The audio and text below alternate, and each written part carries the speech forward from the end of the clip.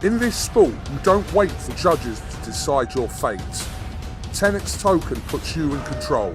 Stake instantly, speculate discreetly, and keep your moves private. TenexToken. Play smart, play discreet.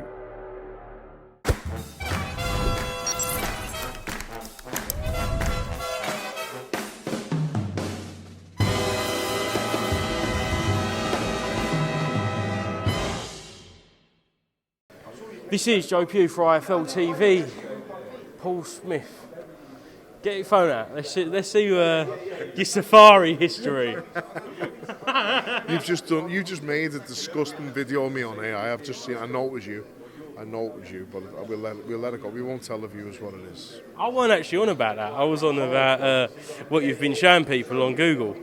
Who I look like. Who you look like? Get out. Shall we show them? Here's what the lads think you look like. Not me, but... Right, Kim Jong-un. Excellent. But mate, it's a classic, isn't it? I think it's a mix between the haircut, the puffy cheeks, the physique, you know.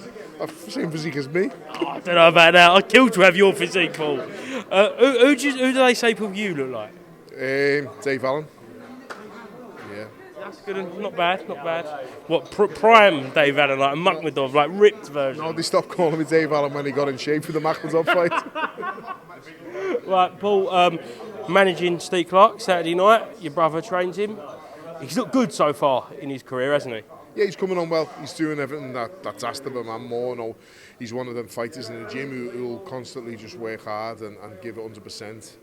The problem Stephen's having with him in the gym is telling him to rest and making sure he takes the rest when he does. But he's methodical in what he does. He listens to everything. He's very respectful, polite, well-mannered kid who can box. He's ABA champion. He's turned pro. He's unbeaten as a pro. He hasn't lost a round yet. He hasn't put a foot wrong. So long may that continue. We just want to keep getting him busy.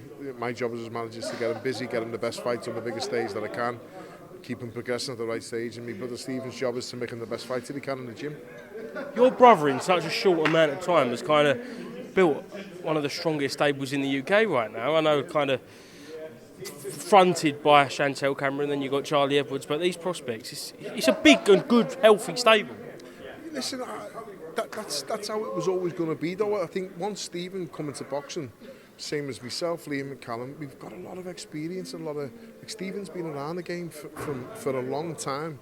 Both amateur and pro. He's a top amateur. He's probably the best amateur out of the four of us. I don't think it's probably. I think he definitely was. And he won the most titles out of all of us. I think he won 7 national titles. I think that's still the Rotunda record so far in our amateur gym.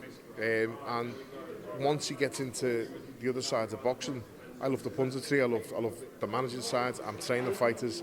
Liam has got an unbelievable brain on him. I think once he gets involved, he manages fighters. I think he probably will get involved in a bit of training, or certainly helping out. When I'm training my fighters in the gym, Callum's in the ring helping my fighters and showing them how to do the practical stuff that I'm trying to teach them to do. So like, the brains on us as a family, as a collective, is top knowledge and good knowledge without sounding big-headed. But what Stephen does, what I try and do, what Liam will do, and what Callum does is the same way that we've been trained in the past.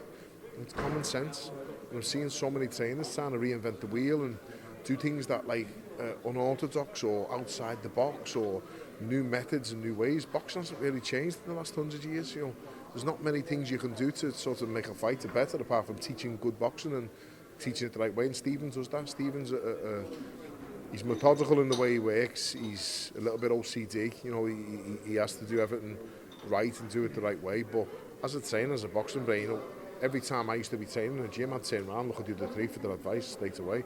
And whatever they're saying, I know it's right because I know that they know the stuff and what they're looking for. So Stephen, his confidence is getting better. He's got a lot of good fighters who've come to him now, and they're all working well in the gym. The gym's buzzing. I know that because I'm in there every day with them. I'm getting to see what goes on in there, and it's great work all the time, all around the gym.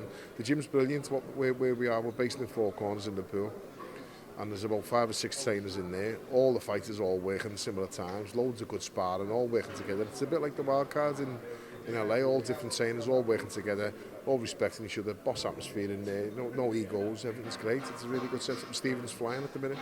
I can only imagine what would happen with you, like if someone walked in with an ego.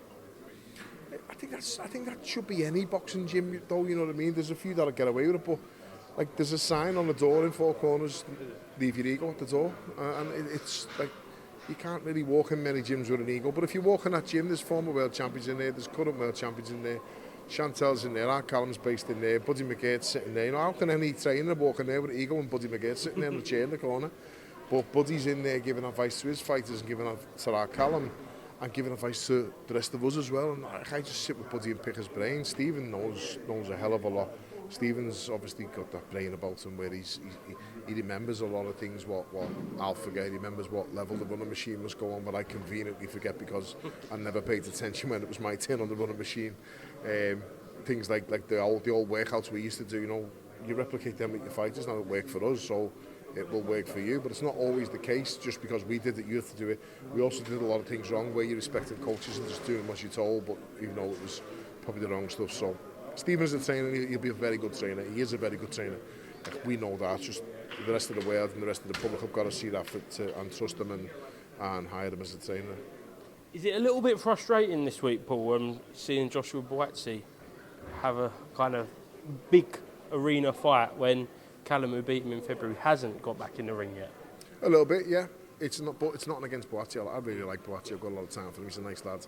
Certainly not his fault. And Callum has probably been in an opportunity to make fights, but they just haven't been made. And I don't know what goes on behind the scenes with Callum. Callum's his own manager. He's got a team around him that he instructs to do stuff for him and tells people what to do and to try and make the best fight for him. But the best fight for him has also got to make sense financially for him. And Joshua Buatsi fought last time against Callum for a certain number, and I'm not sure whether he'll be getting that number tomorrow night or not.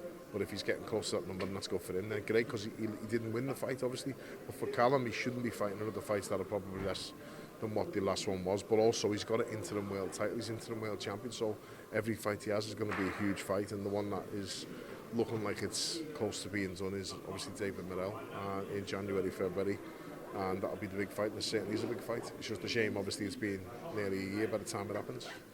Is Morrell a harder fight than Joshua Buatsi?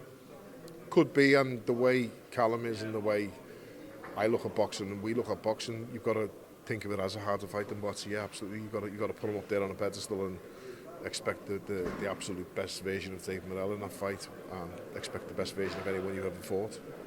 Just last thing before I let you go, Paul, I just want to get your thoughts on Parker Wardley over the weekend. Heard you on TalkSport podcast, very good. Yeah, what do you think of the stoppage, first of all? So on the night, I didn't think it was premature. I had no real complaints. He was done, Parker, and he was sagging on the ropes, and I seen a little thing where he's sort of gone backwards and forwards, and it was fatigue and it was exhaustion, and he put a lot into them early rounds when he had Wardley going. And I think mentally and physically he was broken, because he's give everything he's had when he's hurt Wardley to try and get him out of there a few times.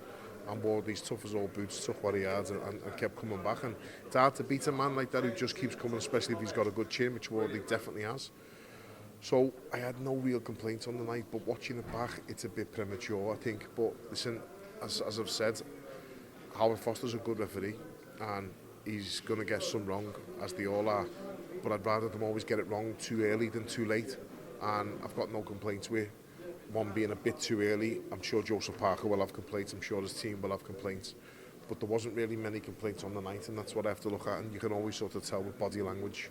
He wasn't really like shouting back at Howard Foster to say I'm okay. You know, it was a stoppage. And it's one of them things. We're going to see more of them. You know, it's just unfortunate how boxing is, but I'd always rather see them, if we are going to see them, too early than too late. Do you give Wardley a chance against Alexander Usyk? No, but I didn't give Wardley a chance against Joseph Parker. I picked Fraser Clarke to beat him in the rematch because I thought that's what might have happened, and it obviously goes to show that I don't really know as much about Fabio Wardley than I should. But what he's done is an unbelievable story. What he's done is a great story, and I'll be screaming for him in any fight he has, probably just not against Usyk, because I love Usyk. I think Usyk's a step too far for anyone out there, you know, and Wardley just getting the opportunity to fight against Usyk and getting that payday against Usyk will be worth every bit of it for Wardley, and having the experience of getting in there with someone as great as him will be great for Wardley. But if he doesn't fight him and Usyk vacates the belts, Fabio Wardley is a unified heavyweight champion of the world, and that's something we probably never thought we'd say, isn't it? Coming from a white collar boxing background. Fun fact before I let you go: you know, and this isn't to stroke your ego, because as you said earlier, you haven't got one. You are probably the most mentioned fighter between me and Coogan when we're driving up and down the country. Do you know why? Probably not, no, but go on, I'm interested to know, I'm intrigued. Because the most played song in my car is Real Gone Kid. Kids. It is. That's the belt of literally- me. every time it comes on. Paul Smith, Paul Smith. Like that, Paul, thank you very much. In this sport, you don't wait for judges to decide your fate. TenexToken puts you in control. Stake instantly, speculate discreetly, and keep your moves private.